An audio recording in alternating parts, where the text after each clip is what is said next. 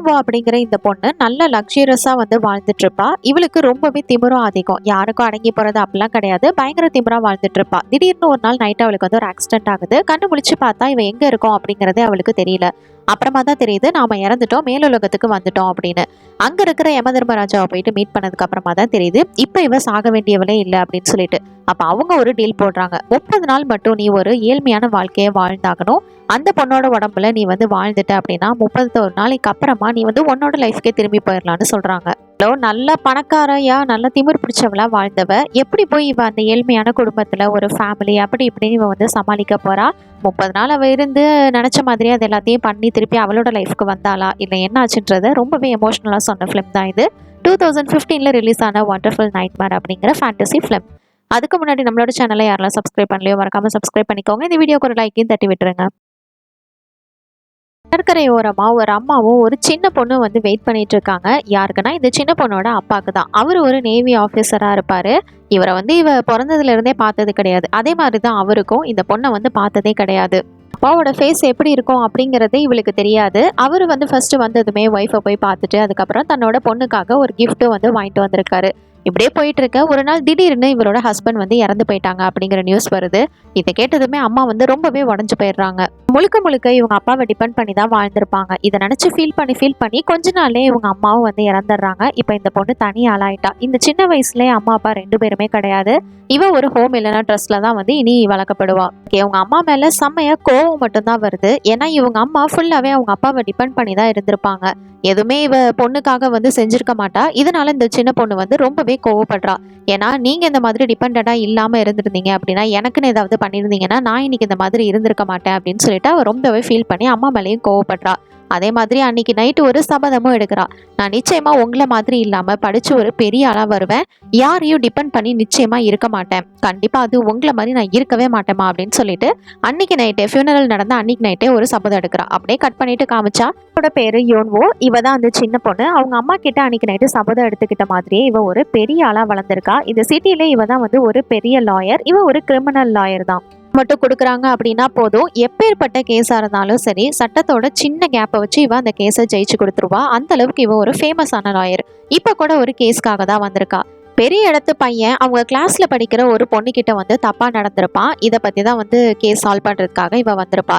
ஏன் உன்கிட்ட நடந்துக்கிட்டது தப்புதான், அதுக்காக வந்து இவங்க பணம் கொடுக்கறதுக்கு ரெடியா இருக்காங்க. ஏன்னா இந்த நியூஸ் மட்டும் வெளியில வந்ததுன்னா சோசியல் மீடியா அது இதுன்னு உன்னோட பேரே வந்து கெட்டு போயிடும். அது மட்டும் இல்ல, அதை மீறி நீ இவன் மேல கேஸ் கொடுத்தாலும் எப்படியும் இவன் கிட்ட இருக்கிற பணத்தினால அவன் சீக்கிரமா வெளியில வந்துருவான். வெளியில வந்துட்டு அவன் இங்கே இருக்கணும்னு அவசியம் இல்லை. பணம் இருக்கு, அதனால ஃபாரின் கூட போயிட்டு அவன் படிச்சுப்பான். ஆனா உன் லைஃபை பத்தி நினைச்சுப்பாரு, நீ இங்கே தான் இருக்க போற. இதை வச்சு உன்னை வந்து கிண்டல் கூட பண்ணிட்டே இருப்பாங்க. அதனால இந்த சமூகத்துல உன்னால நிம்மதியா வாழ முடியாது அப்படிங்கிற மாதிரி வந்து சொல்ல கேட்டுட்டு இருந்தா அந்த பொண்ணோட அம்மாக்கு செம கோவம் வருது. ஒரு அம்மாவோட ஃபீலிங்ஸ் என்னன்னு உனக்கு தெரியுமா அப்படின்னு சொல்லிட்டு அவங்க வந்து செம்மையா கோவப்பட்டு எமோஷனல் ஆகுறாங்க. ஆனா இந்த பொண்ணு இருந்துட்டு இல்லம்மா விடுங்க, அவங்க சொன்ன மாதிரி நம்ம கிட்ட காசு கிடையாது, அதனால நம்ம இந்த கேஸை வந்து ட்ராப் பண்ணிடலாம் அப்படிங்கிற மாதிரி சொல்றா. சரிங்களா, உங்க பொண்ணு டக்குன்னு கேட்ச் பண்ணிக்கிட்டா. இனி உங்க அம்மாவுக்கு சொல்லி நீ தாம்மா புரிய வைக்கணும் அப்படிங்கிற மாதிரி இந்த பொண்ணு கிட்ட சொல்லி இந்த கேஸை சக்சஸ்ஃபுல்லா ஜெயிச்சு கொடுத்துட்றா. இதுக்காக இவளுக்கு கிடைச்ச பரிசு என்னன்னா பெரிய ஒரு பென்ஸ் காரும் அன்லிமிட்டடா அவ யூஸ் பண்ணிக்கிறதுக்காக ஒரு கிரெடிட் கார்டும் தான். வேலையை முடிச்ச கையோட இவர் இன்னொரு டீலும் போடுறாரு. இந்த இடத்துல இருக்கிற மிடில் கிளாஸ் பீப்புள் எல்லாத்தையுமே வந்து நம்ம காலி பண்ணணும். ஏன்னா அந்த இடத்துல நான் ஒரு பெரிய கம்பெனி கொண்டு வர போறேன். இதுக்கு ஏதாவது நாலு பின்ன பிரச்சனை வந்தா நீ தான் ஹெல்ப் பண்ணணும். அதுக்கு எவ்வளவு பணம் வேணா வாங்கிக்கோ அப்படின்னு சொல்ல இவ தான் பணத்துக்காக என்ன வேணாலும் பண்ணுவாளே. இவளும் வந்து சரி ஓகே கண்டிப்பா அப்படின்னு சொல்லிட்டு அக்ரிமெண்ட் போட்டுக்கிறா. ஒரு நாள் அவளோட வீட்டில் வந்து அவ இருக்கா. கரெக்டாக அலாரம் வச்சு எந்திரிச்சு நல்லா சாப்பிட்டுட்டு இவ இப்போ ஒரு பிளேஸ்க்கு போறா. அது எங்க அப்படின்னா இந்த அஸ்தி எல்லாமே வச்சிருப்பாங்கல்ல அந்த இடத்துக்கு தான் வந்து போறா. இவங்க அம்மாவை பாக்குறதுக்காக தான் இந்த இடத்துக்கு வந்திருப்பா. உங்ககிட்ட சபதம் போட்டது மாதிரியே இன்னைக்கு இந்த சிட்டிலே ஒரு பெரிய ஆளா இருக்கேம்மா, ஆனா அதை பாக்குறதுக்கு நீங்க தான் என் கூட இல்லை அப்படிங்கிற மாதிரி இவ வந்து சொல்றா. நினைச்சு கொஞ்சம் ஃபீல் பண்ணிட்டு சரி ஓகே அப்படின்னு சொல்லிட்டு இங்க இருந்து கிளம்புறா. அவ நைட் டைம் ஆயிருது அவ அங்க இருந்து வீட்டுக்கு போறதுக்கு. இவளுக்கு ஒரு பிரச்சனை இருக்கு. நைட் டைமிங்ல விஷன் கொஞ்சம் கிளியரா இருக்காது. அதனால அவ வந்து அதுக்குன்னு ஒரு கண்ணாடி போட்டுப்பா. இப்ப அந்த கண்ணாடி எடுக்கலாம்னு ட்ரை பண்ணும்போது முன்னாடி ஏதோ ஃபிளாஷ் வருது. திடீர்னு கண்ணு முழிச்சு பார்த்தா இவ ஏதோ ஒரு இடத்துல இருக்கா. எங்க இருக்கோம் நம்ம அப்படின்னு சொல்லிட்டு இவளுக்கு ஒண்ணுமே புரியல. ஃபுல்லா வெள்ளை வெள்ளையா இருக்கு. அங்க இருக்கிற ஆளுங்க எல்லாம் ஏதோ புதுசா இருக்காங்க. எங்கடா இருக்கோம் அப்படின்னு புரியாம பாத்துட்டு இருக்கும் போது இவளோட கையில ஒரு டோக்கனும் இருக்கு. அங்க இருக்கிற ரிசப்ஷனிஸ்ட் மாதிரி அவங்க கிட்ட போயிட்டு இது என்ன பிளேஸ், நான் எப்படி இங்க வந்த, இது என்ன டோக்கன் அப்படிங்கிற மாதிரி கேட்குறா.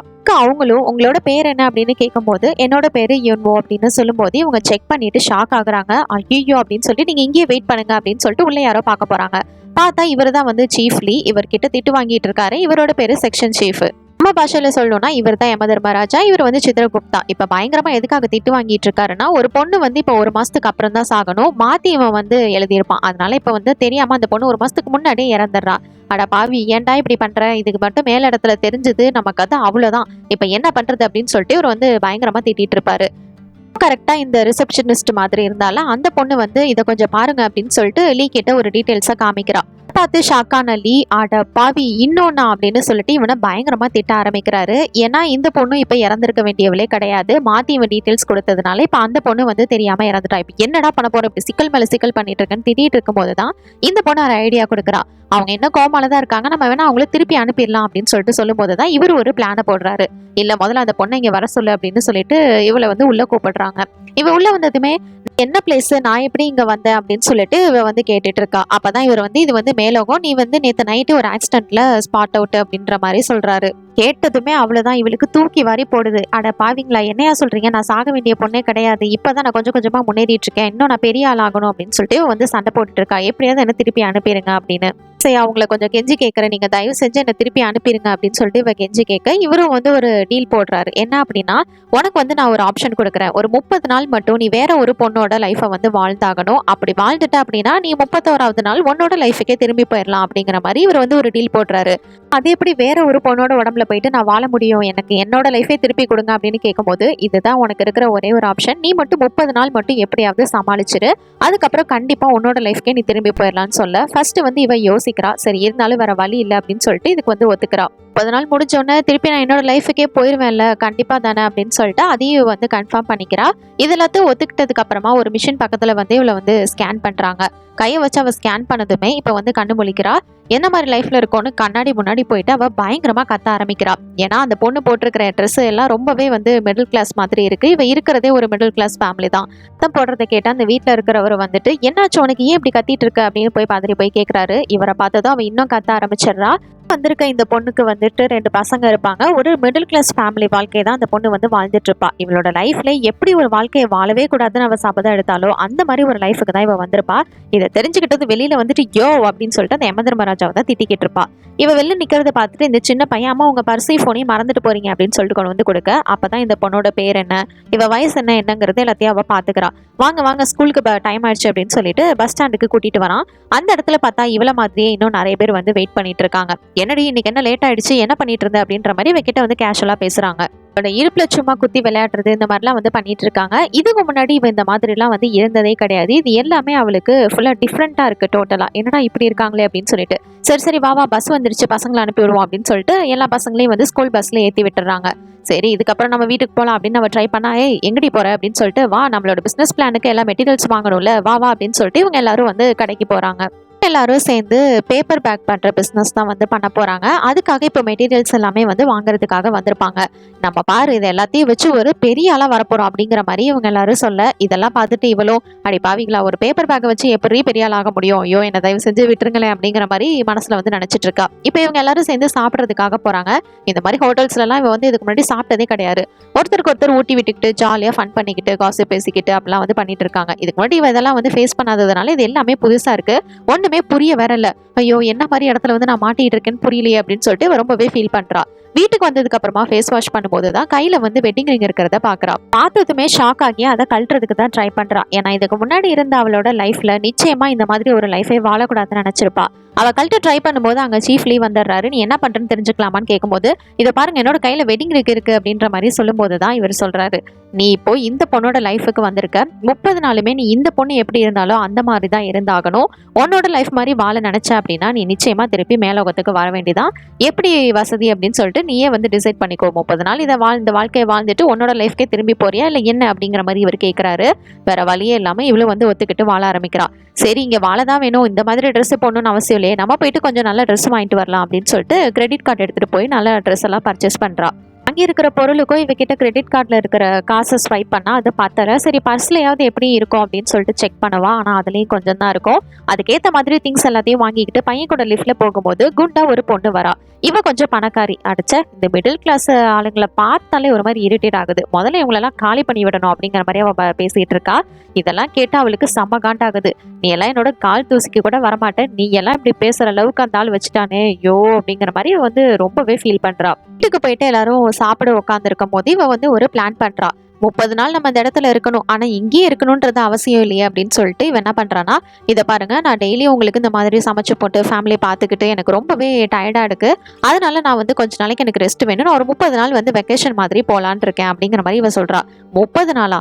சரி, பணத்துக்கு என்ன பண்ணுவ? டெய்லி நம்ம லைஃப்பை ரன் பண்ணுறதுக்கே ரொம்ப கஷ்டமாக இருக்குது, பணத்துக்கு என்ன பண்ணுவ? அது மட்டும் இல்லை, பசங்களை இல்லை என்னையும் வந்து பார்த்துக்கணும், யார் இதெல்லாம் பார்த்துப்பா, யார் சமைச்சு போடுவா, எங்களை யார் பார்த்துப்பான்னு கேட்க, அதெல்லாம் எனக்கு தெரியாது, பணத்துக்கு நான் எப்படியாவது வந்து மேனேஜ் பண்ணிக்கிறேன் அப்படிங்கிற மாதிரி இவ சொல்கிறா. இப்போ பசங்களையும் என்னையும் யார் வந்து பார்த்துப்பா, அந்த மாதிரி சமைச்சு போட்டு எல்லாமே செய்யணும்ல, இதெல்லாம் யார் பண்ணுவா அப்படின்னு கேட்கும்போது, அதெல்லாம் ஒன்றும் பிரச்சனை இல்லைங்க, நம்ம வேலைக்காரி வச்சுக்கலாம் அப்படிங்கிற மாதிரி இவ வந்து சொல்கிறா. இதெல்லாம் கேட்டதுமே இவளோட பொண்ணுக்கு செம்மையா கோவம் வருது. ஓ, வெக்கேஷன் போறதுக்கு பணம் இருக்கு, உங்களுக்கு வேலைக்காரி வச்சு சம்பளம் கொடுக்கறதுக்கு பணம் இருக்கு, ஒரு டான்ஸ் கிளாஸ் என்ன சேர்த்து விடுங்கன்னு சொன்னதுக்கு பணம் இல்லைன்னு சொல்லிட்டீங்கல்ல அப்படின்னு சொல்லிட்டு அவ செம்மையா கோவப்பட்டு அங்கிருந்து எந்திரிச்சு போயிடுறா. போனதுக்கு அப்புறமா இவர் வந்து தன்னோட ஒய்ஃப் கிட்ட கொஞ்சம் ரொமான்ஸ் பண்ணலாம் அப்படின்னு ட்ரை பண்ணும்போது, இதோ பாரு என் கிட்ட வரணும், என்கிட்ட கொஞ்சம் ரொமான்ஸ் பண்ணணும்னு நினைச்ச நீ மவனை அவ்வளோதான், நீ ஒழுங்கு மரியாதையா இங்கே படு, நான் போய் வெளியில படுக்கிறேன் அப்படின்னு சொல்லிட்டு எல்லாத்தையும் எடுத்துட்டு வெளியில போயிடுறா. என்ன இவளுக்கு என்ன ஆச்சு அப்படின்னு சொல்லிட்டு இவனுக்கு ஒண்ணுமே புரியல. நடந்ததை பத்தி தன்னோட ஃப்ரெண்டு கிட்ட வந்து அவன் டிஸ்கஸ் பண்றான். டேய், இப்படிதான்டா முதல்ல எல்லாம் ஆரம்பிக்கும், அதுக்கப்புறம் என்னோட ஒய்ஃபும் அப்படிதான் என்னை விட்டுட்டு கடைசியா வேற ஒருத்தன் கூட ஓடி போயிட்டான், அது மாதிரி உன்னோட ஒய்ஃபுக்கும் வேற எதுவும் அஃபேர் இருக்க போது செக் பண்ணிக்க, அதனாலதான் இப்படி பண்றாளோ என்னமோ அப்படிங்கிற மாதிரி இவன் ஏத்தி விட, இவனுக்கு வந்து கொஞ்சம் கன்ஃபியூஸ் ஆனாலும் சேச்சா என்னோட ஒய்ஃப் அப்படிலாம் இல்லடா அப்படிங்கிற மாதிரி அவன் சொல்றான்.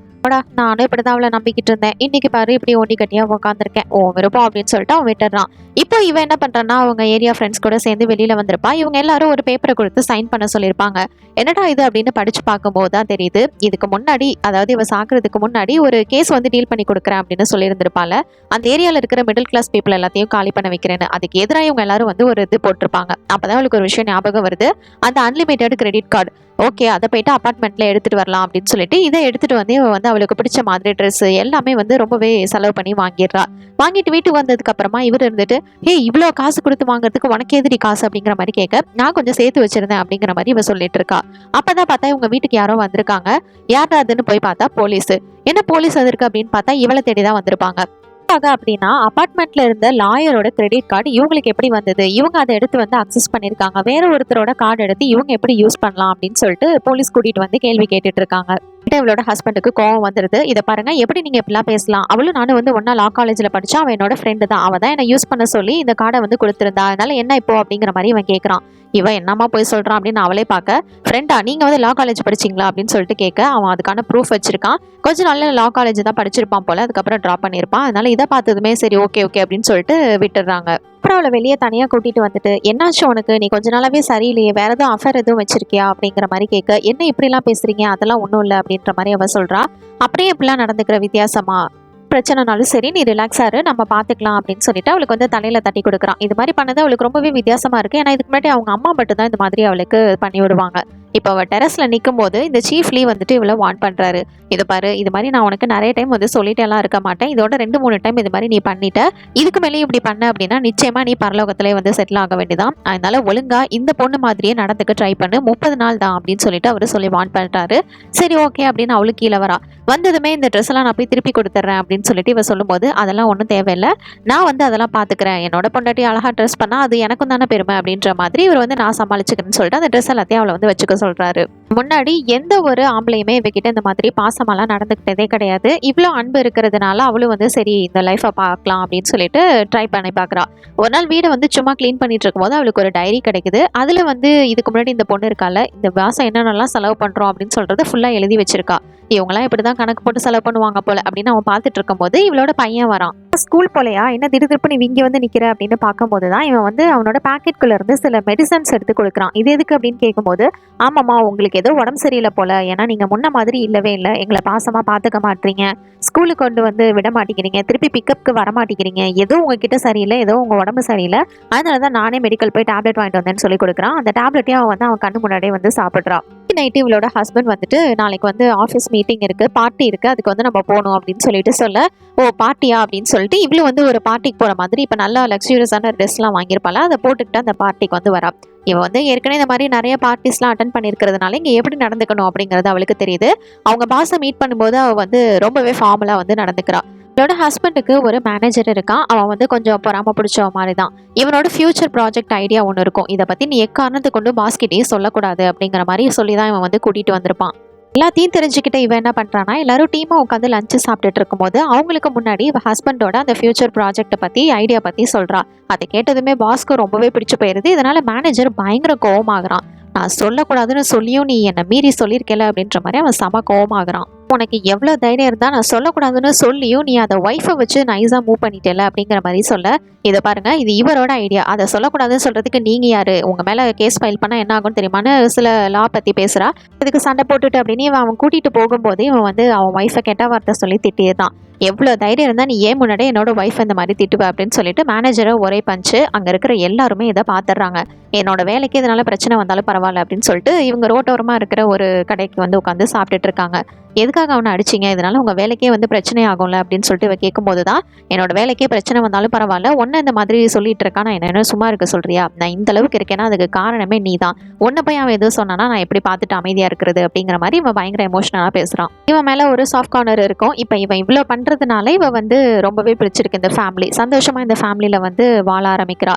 இப்போ வந்து பசங்களுக்கு ஃபுட்டு ரெடி பண்ணிட்டு இருக்கா. அப்போ அவளோட பொண்ணு வந்துட்டு அம்மா எனக்கு பாக்கெட் மணி வேணும் அப்படின்னு கேட்க, சரி முதல்ல ஸ்கூலுக்கே இவ்வளோ சீக்கிரம் நீ கிளம்புற, இன்னும் 1.5 மணி நேரத்துக்கு மேலே இருக்கே அப்படின்னு சொல்ல, அது ஒன்றும் இல்லைம்மா அப்படின்னு சமாளிக்கிறா. என்ன பாய் ஃப்ரெண்டா அப்படிங்கிற மாதிரி கேட்குறா. கரெக்டாக இல்லைம்மா ஃப்ரெண்டு தான் அப்படின்னு சொல்லிட்டு இருக்கா. வச்சிருக்கிறது ஒன்றும் தப்பில்லை, இருந்தாலும் கொஞ்சம் கேர்ஃபுல்லாக இரு அப்படின்னு சொல்லிட்டு, சரி பாக்கெட் மணி எதுக்கு அப்படிங்கிற மாதிரி கேட்க, எனக்கு வேணுமா அப்படின்னு சொல்கிறா. சரி ஓகே அப்படின்னா அந்த பேப்பர் பேக்ஸ் நீ வந்து மடிச்சு கொடு, ஒரு பேப்பருக்கு ₹1 அந்த மாதிரி கணக்கு பண்ணி உனக்கு காசு கொடுக்குறேன்னு சொல்ல, நீங்கள் ஒன்றும் காசே தர வேணாம் போங்கம்மா அப்படின்னு சொல்லிட்டு கோவப்பட்டு அவங்க இருந்து போயிடுறா. அப்பார்ட்மெண்ட்லேயே இவளோட ஃப்ரெண்ட்ஸ் இருப்பாங்கல்ல, அவங்க கூட காய்கறி அதெல்லாம் வந்து வாங்கிட்டு இருக்கும்போது இந்த இடத்தோட ஓனர் இவங்க வந்துட்டு அங்கே இருக்கிற கடைக்காரரை பயங்கரமாக திட்டுறாங்க. ஏன்னா இவர் இன்னும் வந்து வாடகை கொடுத்துருக்க மாட்டாரு. எத்தனை நாளைக்கு தாண்டா எப்படி சமாளிச்சுட்டு இருக்க போறீங்க, எவ்வளோ நாளைக்கு என்னை ஏமாத்துவ, நீ எப்போதான் வாடகை கொடுக்க போற அப்படின்ற மாதிரி இவங்க கத்திட்டு இருந்த ஹீரோயினால சும்மா இருக்க முடியல. உடனே உள்ள போந்து, நீங்க என்ன நினைச்சிட்டு இருக்கீங்க, நீங்க என்ன பெரிய இது, நான் உங்களை பார்த்து நாங்கள் எல்லாம் பயப்படுவோம்னா, இந்த இடத்துல நிறைய அட்வர்டைஸ்மெண்ட் வச்சிருக்கீங்க, ஆண்டனா இதெல்லாம் இருக்கு, அதுல இருந்து அப்படின்னா உங்களுக்கு நிச்சயமா நிறைய காசு வரும், அது எல்லாத்தையும் நீங்க இங்க இருக்கிறவங்களுக்கு தான் பிரிச்சு கொடுக்கணும். ஆனா அப்படி எதுவுமே பண்ணல. அது மட்டும் இல்ல, நீங்க வந்து கவர்மெண்ட்டுக்கு ஒழுங்கா டாக்ஸும் கட்டுறது இல்லைன்னு கேள்விப்பட்டனே, அப்படின்னா இதெல்லாம் உண்மைதானா, உண்மையா இருந்தா உங்க மேல வந்து கோர்ட் கேஸ் போட்டா எவ்வளவு நாளைக்கு நீங்க வந்து தண்டனை கிடைக்கணும் உங்களுக்கு தெரியுமா அப்படிங்கிற மாதிரி இவ லா பத்தி பேச, இதெல்லாம் இவ பேசினதுமே இவ வந்து பயந்து போய் அங்கிருந்து போயிடுறா. அதை பார்த்து எல்லாரும் பயந்துட்டு இருந்தாங்க. கடைசியில் இவ நம்ம ஹீரோயினுக்கே பயந்து போயிடுறா. அங்க இருக்கிற இவளோட ஃப்ரெண்ட்ஸும், ஏய் என்னடி லாலாம் பத்தி பேசுற, பரவாயில்லையே அப்படின்ற மாதிரி எல்லாரும் வந்து பேசி சிரிச்சிட்டு இருக்காங்க. அடுத்த நாள் காலையில இவளோட பொண்ணு இருந்துட்டு, நீங்க கேட்ட மாதிரி இந்த பேப்பர் பேக்ஸை நான் ரெடி பண்ணிட்டேன், இப்ப காசு கொடுங்க அப்படின்னு கேட்கறா. இதுல எவ்வளவு இருக்கு அப்படின்னு அவங்க அம்மா கேட்க, நான் 80 போட்டிருக்கேன் அப்படிங்கிற மாதிரி இவ சொல்றா. சரி ஓகே நான் உனக்கு 100 கொடுக்குறேன், நீ ரிட்டர்ன் வரும்போது எனக்கு 20 பேலன்ஸ் கொடுக்கணும் அப்படின்னு சொல்லி இவளை வந்து அனுப்பி வைக்கிறா. நேரா பணத்தை வாங்கிக்கிட்டு இவளோட அந்த பாய் ஃப்ரெண்டை பாக்குறதுக்காக அவனோட வீட்டுக்கு வந்திருக்கா. இவன் வந்து கொஞ்சம் பணக்கார பையன் தான் போல. இவன் வந்ததுமே குடிக்கிறதுக்கு ஜூஸ் கொடுத்துட்டு இவளை வந்து கிஸ் பண்றதுக்கு வரான். இரு ஏன் அவசரப்படுற அப்படிங்கிற மாதிரி இவ கேட்க, இவன் வந்து ஃபோர்ஸ் பண்ண ட்ரை பண்றான். அப்பதான் அவ பாக்குறா மேல வந்து ஒரு கேமரா இருக்கு அப்படின்றத, அதாவது ஃபோன் மூலியமா அதை வந்து வச்சிருக்கான். சரி இதுக்கு மேல இங்க இருக்கிறது சேஃப் இல்லை, போலான்னு பார்க்கும்போது இவனோட ஃப்ரெண்ட்ஸ் எல்லாரும் அங்க வந்துடுறாங்க. இவளை வச்சு தப்பா வீடியோ எடுக்கணும் அப்படிங்கிறதுக்காக தான் இதை வந்து அவன் பண்ணியிருப்பான். இவ்வளோ வந்து எப்படியாவது இங்கேருந்து எஸ்கேப் ஆயிடலாம் அப்படின்னு சொல்லிட்டு ட்ரை பண்ணுறான். ஆனால் அவளை அப்படியே பிடிச்சி இழுக்கிறாங்க. வீட்டுக்கு வந்ததுமே அப்படியே அவள் ரொம்பவே கோவத்தோட உள்ளே போறா. என்னாச்சு இவளுக்கு அப்படின்னு சொல்லிட்டு உள்ளே போய் பார்க்கும்போது அவளோட கையை கால்னா அங்கங்கே பயங்கர அடிபட்டிருக்கு. என்னாச்சு உனக்கு அப்படின்னு இவங்க அம்மா கேட்கும்போது தான் சொன்ன மாதிரி அவன் ஒன்றும் அவ்வளோ நல்லவன் இல்லைம்மா, அவனோட ஃப்ரெண்ட்ஸை வச்சு என்கிட்ட தப்பாக நடந்துக்க முயற்சி பண்ணான், ஆனால் எதுவும் தப்பாக நடக்கலை அப்படின்னு இவன் சொல்லும்போது, இதுக்கப்புறம் நான் எப்படிமா ஸ்கூலுக்குலாம் போவேன், அவ்வளோதான் என்னோட வாழ்க்கையே போயிடுச்சு அப்படிங்கிற மாதிரி இவன் வந்து பயங்கரமாக ஃபீல் பண்ணுறான். அவள் தான் இருந்துட்டு அதெல்லாம் ஒன்றும் இல்லை, நம்ம வந்து கோர்ட்டில் கேஸ் போடலாம், நீ ஒன்றும் கவலைப்படாத அப்படின்னு சொல்லிட்டு இப்போ வந்து அவள் சைட்லேருந்து ஒரு லாயரை கூட்டிகிட்டு வந்திருக்காங்க. இவனோட சைட்லேருந்து ஒரு லாயரை கூட்டிகிட்டு வந்துட்டு தரப்புல இருந்தும் வந்து பேச ஆரம்பிக்கிறாங்க. ஃபர்ஸ்ட் இந்த பையனோட சைட்ல இருந்து இந்த லாயர் சொல்றாரு, இது மாதிரி கேஸ் போறதெல்லாம் வந்து நல்லதில்லை, ஏன்னா அந்த மாதிரி கேஸ் போட்டா உன்னோட பேரும் வந்து சோஷியல் மீடியா ஃபுல்லா வந்து டேமேஜ் பண்ணிடுவாங்க. இந்த பையன் மேல அப்படியே நீ கேஸ் போட்டா கூட இந்த பையன் பணம் இருக்கிறதுனால எப்படி கொஞ்சம் நல்ல வெளில வந்துருவான், இங்கேருந்து வெளில வந்துட்டு ஃபாரினுக்கு படிக்க போயிடுவான், ஆனா நீ இங்கே தான் இருக்க போற, அதனால உன்னோட பேரு தான் கெட்டு போகும் அப்படிங்கிற மாதிரி இவ இதுக்கு முன்னாடி வந்து ஒரு கேஸ் சால்வ் பண்ணியிருப்பா, இந்த படத்தோட ஸ்டார்டிங்ல பண்ணியிருப்பா. அதே மாதிரி எக்ஸாக்டா இப்போ வந்து நடக்குது. அந்த தாய் வந்து ஒரு தாயோட ஃபீலிங் உனக்கு என்ன எப்படி இருக்கும்னு தெரியுமா அப்படின்ற மாதிரி கேட்டிருப்பாங்க. அதை அவள் இப்போதான் வந்து உணர்றா. உடனே இந்த மாதிரி கேட்டதுமே அவள் ரெஸ்ட் ரூம்ல போய் பயங்கரமா அழ ஆரம்பிக்கிறா. இப்போதான் அவளுக்கு புரியுது நம்ம எவ்வளோ மோசமா கொடூரமானவளா இருந்திருக்கோம் அப்படின்னு. பணத்துக்காக எது வேணா செய்யலாம்னு நம்ம செஞ்சிருக்கோம்ல, அவங்களோட ஃபீலிங்ஸ் எப்படி இருந்திருக்கும் அப்படின்னு சொல்லிட்டு அவ வந்து ஏதோ இதை சாதிச்ச மாதிரி அப்போ வந்து ப்ரௌடா ஃபீல் பண்ணியிருப்பா. நினைச்சு இப்போ ரொம்பவே வந்து அவ ஃபீல் பண்ணும்போது கரெக்டா இவளோட பொண்ணு வந்துட்டு, அம்மா அவங்க சொல்றது எல்லாமே கரெக்ட் தான், அவங்க சொல்ற மாதிரி இந்த கேஸை வந்து நம்ம ட்ராப் பண்ணிடலாம் அப்படிங்கிற மாதிரி அழுதுகிட்டே சொல்றா. அவங்க கிட்ட பணம் இருக்கு, நம்ம கிட்ட பணம் இல்லை அப்படின்னு அவ ஃபீல் பண்ணும்போது, இல்ல நான் அப்படிலாம் என்னைக்கும் விட்டுற மாட்டேன், நாம பாத்துக்கலாம் அப்படின்னு சொல்லிட்டு இவங்க போயிட்டு, சரி என்ன கேஸை வந்து வித்ட்ரா பண்ணிக்கிறீங்களா அப்படின்னு பேசும்போது, இவ வந்து இதுக்கு முன்னாடி இவ பேசின எல்லாத்தையுமே வந்து ரெக்கார்ட் பண்ணி வச்சிருந்திருப்பா. அதனால அதை இப்போ ப்ளே பண்ண, அவ்வளோதான், இதுக்கு மேலே உங்களுக்கு வந்து எதுவுமே பண்ண தேவையில்லை, அதனால எங்களுக்கும் சோஷியல் மீடியா எல்லாமே தெரியும், உங்களை நான் வந்து என்ன பண்ண போறேன்னு மட்டும் பாருங்க, இதுக்கு மேலே இவன் வந்து இங்கேன்னு இல்லை ஃபாரின் போனாலுமே படிக்க முடியாத அளவுக்கு நான் பண்ண முடியும், இதுக்கு மேலே என்ன பண்ணுறீங்க நான் பார்த்துக்கிறேன் அப்படின்ற மாதிரி இவ மிரட்ட. கேட்டதுமே அவங்களுக்கு பயங்கர ஷாக் ஆகிருது. இதுக்கு மேலே நம்ம கோர்ட்டில் பார்த்துக்கலாம் அப்படின்னு சொல்லிட்டு இவ வந்து ஆதாரம் வச்சிருக்கால, அதனால அங்கேருந்து கிளம்பி வந்துடுறா. இல்லை உட்காந்து இவங்க 2 பேருமே வந்து டீ குடிச்சு ரிலாக்ஸ் பண்ணிட்டு இருப்பாங்க. அப்போ இந்த பொண்ணு இருந்துட்டு, அம்மா எப்படிம்மா உனக்கு இவ்வளோ தைரியம் வந்துச்சு, பரவாயில்ல, நீ இருக்கிற வரைக்கும் இதுக்கு மேலே நான் எதுக்குமே பயப்பட மாட்டேன் லவ்யூ அப்படின்னு சொல்லிட்டு அவங்க அம்மாவோட தோளில் வந்து அவ சாஞ்சுக்கிறா. அதுக்கப்புறம் என்ன, அவ குடும்பத்துல ரொம்பவே ஜெல்லாகி இந்த குடும்ப தலைவியாவே வந்து மாற ஆரம்பிச்சிட்டா. பொண்ணை நல்லா பாத்துக்கிறது, பையனை குளிப்பாட்டி ஸ்கூலுக்கு கொண்டு போய் விடுறது, ஹஸ்பண்டுக்கு பிடிச்ச மாதிரி வந்து சமைச்சு போடுறது அப்படின்னு இவ டோட்டலாவே இந்த ஃபேமிலியில இதுக்கு முன்னாடி அந்த பொண்ணு எப்படி இருந்தாலோ அதை விட பெட்டராகவே மாறிட்டான்னு சொல்லலாம். அங்க இருக்கிற ஃப்ரெண்ட்ஸ் கூட கூட அவங்கள விட இதுக்கு முன்னாடி இந்த பொண்ணு எவ்வளவு க்ளோஸா இருந்தாலும் அதை விட அதிகமா அவ க்ளோஸா இருக்கா. இப்போ இதுக்கும் இந்த லைஃப் வந்து ரொம்பவே பிடிச்சிருக்கு. சந்தோஷமா இந்த லைஃப் வாழ்ந்துட்டு இருக்கும் போது கரெக்டா நம்ம சீஃப்லி வராரு.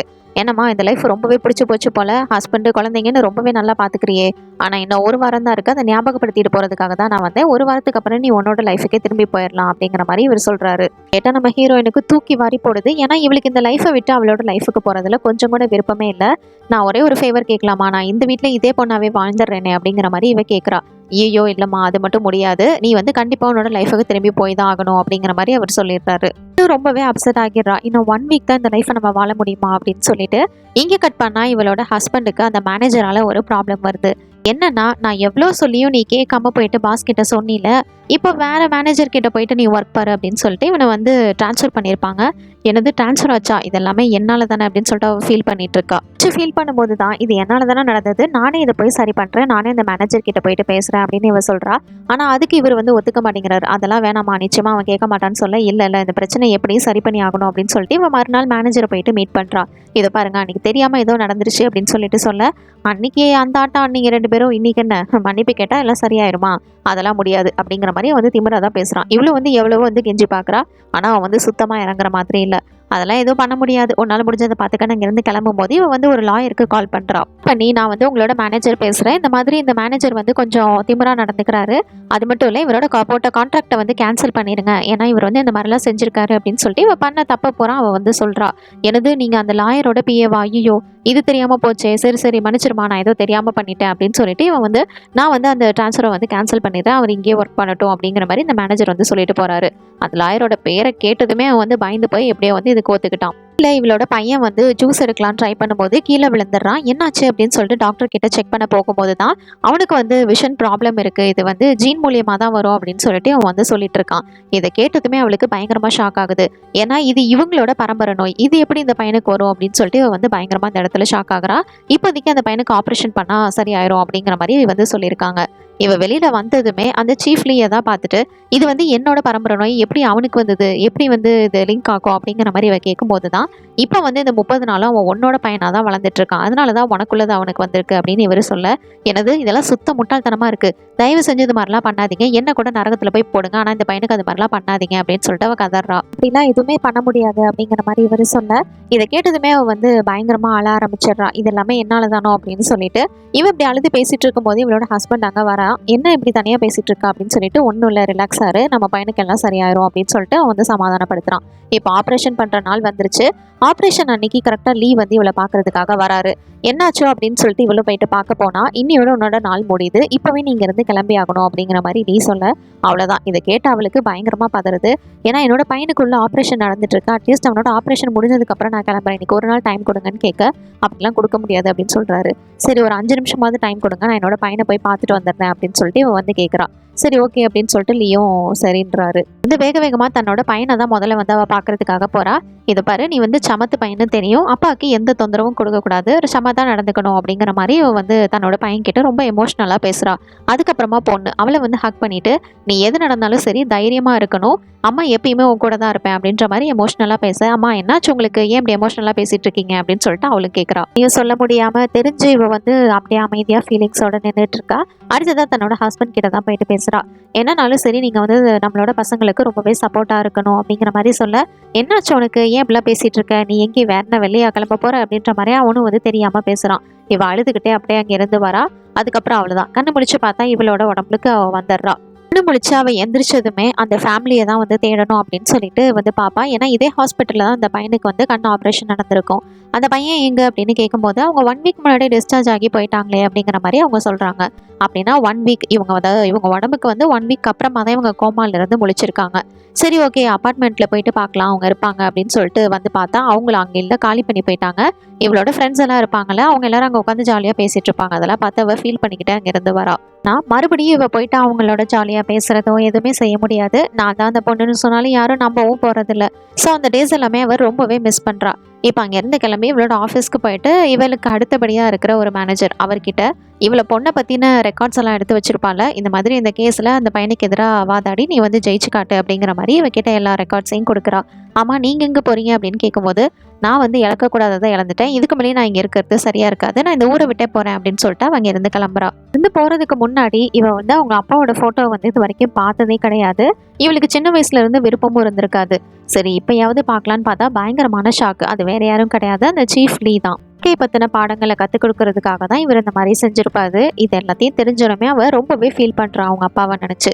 சரி, இதுக்கப்புறம் நம்ம இங்கேருந்து கிளம்பலாம் அப்படின்னு சொல்லிட்டு இவ வந்து எல்லா திங்ஸையும் பேக் பண்ணிட்டு வீட்டுக்கு வந்து வந்துடுறா. அங்கே வந்து ஃபோன் பேசிகிட்டே வந்துட்டு இருப்பா. நான் வந்து இந்த ஊருக்கு தான் போகிறேன் அப்படின்னு சொல்லிட்டு பேசிகிட்டே வந்துட்டு இருக்கும்போது குறுக்க யாரோ ஒரு பையன் வரான். அது வேற யாரும் கிடையாது, இவளோட பையன் தான். அவளை பார்த்ததுமே, டேய் எப்படா இருக்கா, அக்கா எப்படி இருக்கா, அப்பா எப்படி இருக்காரு அப்படின்னு சொல்லிட்டு வந்து விசாரிக்க ஆரம்பிக்கிறா. இவளை வந்து இன்னும் அந்த பொண்ணாவே தான் வந்து நினச்சிட்டு இருக்கா. ஆனால் இந்த பையனுக்கு யாரோ இவ அப்படின்னு தெரியாதுல்ல. ஆமாம், நீங்கள் யார், நீங்கள் எதுவும் எனக்கு எல்லாம் தெரிஞ்ச மாதிரி பேசுகிறீங்களே, எனக்கு நீங்கள் யாருன்னு தெரியலையே அப்படிங்கிற மாதிரி இந்த பையன் கேட்குறான். நம்மளை தெரியாதுல்ல அப்படின்னு அவன் நினைக்கும் போது தான் பின்னாடி பார்த்தா அவனோட அக்காவும் இருக்கா. அந்த இடத்துல இவளோட ஹஸ்பண்டும் இருக்காங்க. சாரிங்க, ஏதோ பண்ணிட்டானா, சேட்டை பண்ணிட்டானா அப்படின்னு சொல்லிட்டு இவங்க எல்லாரும் ஒரே சீட்டில் தான் உட்காந்துருக்காங்க. அப்போ தான் நீங்கள் எங்கே போகிறீங்க அப்படின்னு சொல்லிட்டு வந்து பேச ஆரம்பிக்கிறா. நாங்கள் வந்து இந்த மாதிரி இந்த ஊருக்கு போகிறோம், இந்த இடத்துல போயிட்டு அந்த பிஸ்னஸ்லாம் பண்ண போகிறோம் அப்படின்ற மாதிரி இவர் வந்து ஐடியாஸை ஷேர் பண்ணுறாரு. இவளும் வந்து இவங்க கூட வந்து ஜாயின் பண்ணுற மாதிரி வந்து அப்படியே பிளான் பண்ணுறா. மறுபடியும் இந்த ஃபேமிலியை மீட் பண்ணி அதுவும் ஒரே ஊருக்கு போக போகிறோம் அப்படின்றத நினச்சா ரொம்பவே சந்தோஷமாக இருக்குது. இது எல்லாமே நிச்சயமாக அப்பாவோட வேலையாக தான் இருக்கணும் அப்படின்னு சொல்லிட்டு அவளோட அப்பாவை மனசில் நினச்சிக்கிறா. அவளுக்கு பிடிச்ச மாதிரியே ரொம்பவே சந்தோஷத்தோட இந்த குடும்பத்தோட வாழ போகிறா. இதோட அந்த படத்தோட கதை முடியுது. ரொம்பவே வித்தியாசமாக இருந்ததில்ல. இந்த படத்தை பற்றி நீங்கள் என்ன நினைக்கிறீங்க, என்னோட கமெண்ட் செக்ஷனில் ஷேர் பண்ணிக்கோங்க. இது மாதிரி வேறு ஏதாவது படத்தை பற்றியோ சீரிஸ் பற்றியோ நான் பேசணும்னு நினச்சாலும் மறக்காமல் கமெண்ட் செக்ஷன் பண்ணுங்கள். Till then, Tata, bye from உங்கள் தமிழ் பொண்ணு.